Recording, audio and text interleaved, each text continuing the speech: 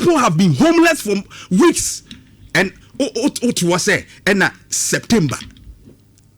Just getting excavator, one meter to drainage in Muamana Kono. It took an individual on Okra area ho, and what you was show how near the some of us, me cry me call me kakre woman when I say me spend it. Because I can't try, you know. Na operator ne say aka ba ku bi eso omde ko because hours na broso kakra. And I have to top up myself. Yeah, so heartless. You're heartless. You are telling them to sleep outside till September. Wabra yetiti dre ni mu a ensuo no beko. Ensuo no ebeko amomo hwatomo. Amo camel, o maame, unyaba, o suwa bi ne ti area ha. I don't think you behave this way. This is heartless.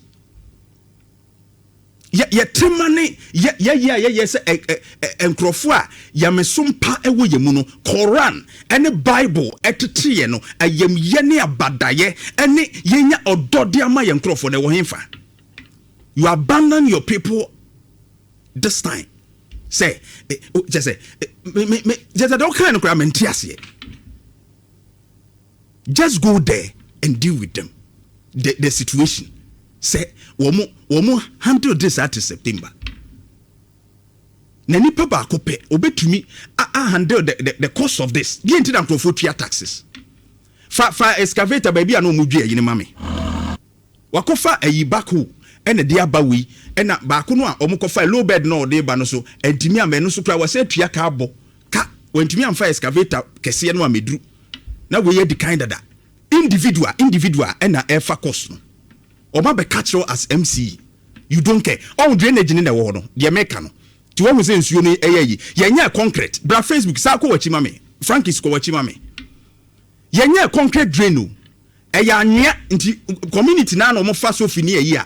No ma tutum kakra. Ni nsuo na nya kwanko. Enti enya omo fault. This is what the assembly should be looking at. Bra Facebook be hade. When I say wo hwe, we ni wadwuma. KUSD say na mfa wo ho so di mirika kirikiri na wadu ho de wo die mkra wunsi ho no akɔhwɛ nkrofo ehunu amane e wato nsu kuweti ho amo camel matise de bia sori woni na di udi regional minister chi ukɔ enti ba bia mo kɔ no e kwan nwa nkyɛn sɛ wa wo mpɛsua so abɛkɔ ha kɔhwɛ de eto manfo na kyese ye nenam ho saa as MC. Mama pa de so wotin kran. Wotin kran.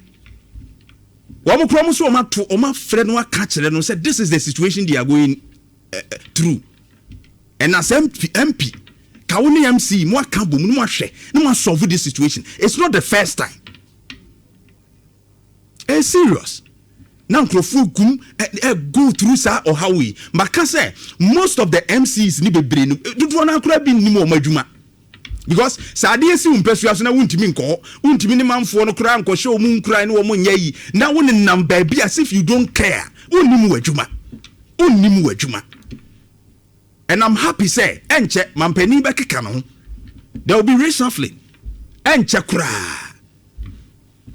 enche so omaka na no statement on them omaka there will be reshuffling me say MCs ya womu ratings womu dwumadie mo de mon compensua no so nko bisa womu say MCs no te se mon fa no enye KPIs no obi a wonya de bia mon reshuffle no nini pa gun kwada ne nam wem school ni na wo ho no won se kwada wo Frankie se betimi azumi kakra fa kwada na ma me we school fo kwada de omu gina ni mu ni ye school the other side we ye school ho nyina yiri former one no de bidika yi earlier one no ho na yiri no ka ho bi school ba ko nie ba ko nso wachire ho ba bia ba ko odisi no hwe ni mutia school no so ba ko ho. But we allow them to go through all these things and kwada nkwa wo a school for kwada nkwa Amu Kamel, wadwuma no kona kohwe ma wo na wo maami anko na mu till September ana wo nua ba na te ho anko na mu till September ehia just ube clear drainage ni mu na atimi akọ claim keke. That's it. We create some moye no concrete. Mu bie mu ye gata kese e betimi akọ. Because nsuo do kopem wo soro hɔ a na ase pushiaba eba na pia nua ne nyina agum na asi nti yese yiri konkrofo dem. Yenye serious. Omutu ato ye den. Amaka chairman bani masem ye tiawa. Obi a o hwa ne modern bo wo legacy here new ebe hawo no masa reshuffle no yi na firi no ano no because ankrofo with the way they are peeved nipa be bra me na o mkasai no ama aban no kura hu ye o mahi se o motia o nim sa aban be boa o ma me ba kwa me ne kasai e wutie o ma na oba osu kikamu sa akwada enya ya adai edinti ne tuato mu asede pa ne de yenye serious abusua eba